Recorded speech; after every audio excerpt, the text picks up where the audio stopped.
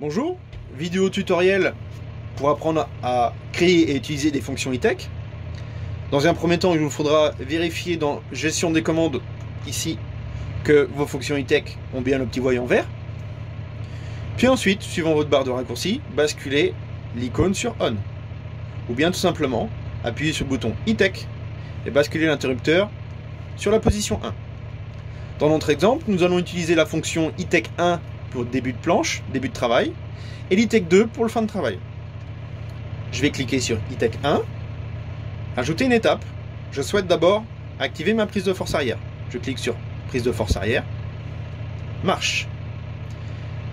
J'ai le choix de pouvoir mettre une distance par rapport à l'activation de ma fonction. Ici, je vais laisser 0 m. Puis ensuite, je vais faire ajouter une étape et mettre par exemple un régime moteur max, suivant ce que j'ai configuré comme régime. Donc ici, je souhaite mettre mon régime max sur le régime 2 à 10 cm par rapport à ma première séquence. Ensuite, ajouter une étape. Donc vous voyez qu'on peut rajouter vraiment plusieurs étapes, des vitesses, des régimes, un point avant, blocage du différentiel, prise de force arrière, attelage arrière, attelage avant, distributeur. Moi je souhaite baisser mon relevage arrière. Pardon. Ajouter une étape, attelage arrière, abaissement, toujours 10 cm par rapport à ma première fonction. Ok. J'ai terminé mon étape, il ne me reste plus qu'à l'enregistrer. Suivant, je peux nommer mon ITEC, ma fonction ITEC. Donc là, je vais mettre début travail.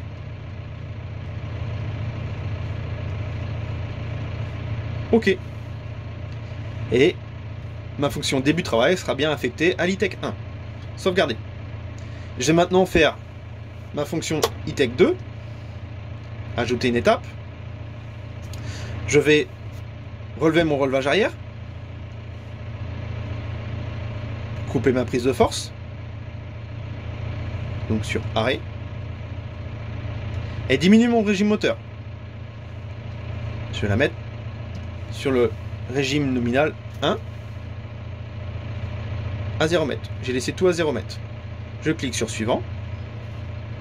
Je vais le nommer fin de travail.